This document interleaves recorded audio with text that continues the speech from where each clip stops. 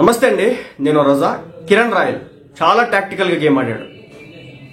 ఏదైతే తన మీదకు వచ్చిన ఎలిగేషన్స్ బొమ్మ తిరిగి చూపించినాడు అనమాట.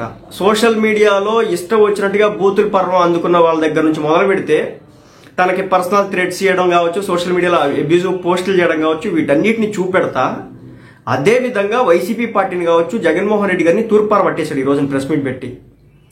అంటే గుర్తుపెట్టుకోండి, ఈరోజు ఎంత కాదనుకున్నా కిరణ్ రాయల్ అధికారంలో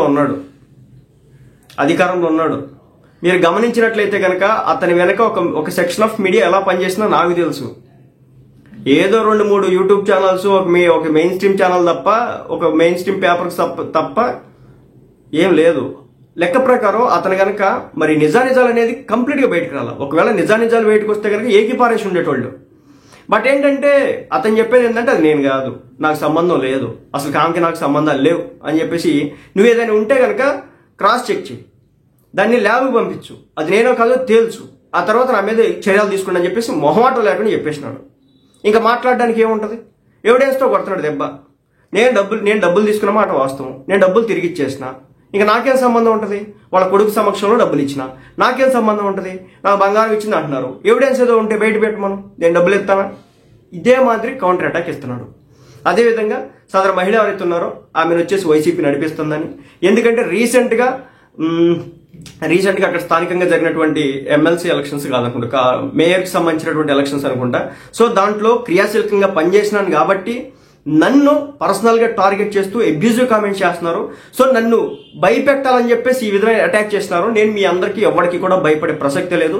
నేనేదో జగన్మోహన్ రెడ్డి గారి ఫోటోలు ఏదో చిట్రెడ్ అని చెప్పేసి అన్నాను, అదే విధంగా ఏదో రోబో 2.0 పెట్టుకొచ్చాను, అందుకోసం అని చెప్పేసి నన్ను పర్సనల్ గా అటాక్ చేశారు. మీరు నా టింగ్ కూడా పీకలేరని చెప్పేసి ఆయన చెప్పడం అయితే జరుగుతుంది. టింగ్ అంటే ఎంటిక, అది కూడా పీకలేరని చెప్పేసి చెప్పడం అయితే జరుగుతుంది. అలా ఉంది. సో కిరణ్ రాయల్ భయపడినట్టు నాకైతే కనిపించలేదు.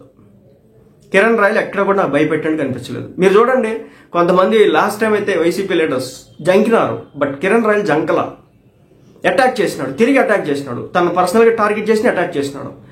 ఒకటే అంటున్నాడు, ప్రూఫ్స్ పట్టుకొని నా దగ్గరికి రండి, ప్రూఫ్స్ పట్టుకొని కేసులు పెట్టండి, ప్రూఫ్స్ పెట్టుకొని కోర్టుకు వెళ్ళండి, ఆ తర్వాత నా తప్పు ఉంటే నేను అక్కడ మాట్లాడుకుంటా. అలా కాకుండా నన్ను అడ్డగోలుగా ఇరికించాలని చూసి నా మీద అడ్డగోలుగా ఏదో చేయాలని చూస్తే కనుక నేను మీకు లొంగేవాడిని కాదు, వంగేవాడిని కాదు, నా దమ్ము ఏంటి నేను చూపిస్తా అంటున్నాడు.